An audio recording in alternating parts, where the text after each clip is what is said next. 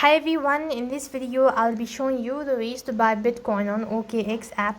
So to buy Bitcoin on OKX app, you just have to follow the steps. First thing, make sure that your device is connected to an internet service. Then to begin with, go ahead and log in into your OKX app.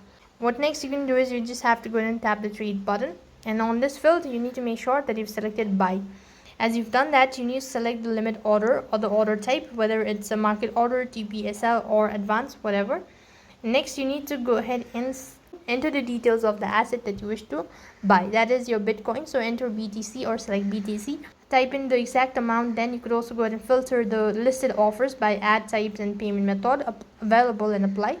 Next, you need to select buy next to the preferred options, and if you're sure about it, confirm the transaction. Then you'll have successfully bought Bitcoin on OKX app. So that is how you can buy Bitcoin on OKX app. That is all for this video. I hope the video was helpful. Make sure to like, share and subscribe to our channel. Thank you for watching. See you in the next video.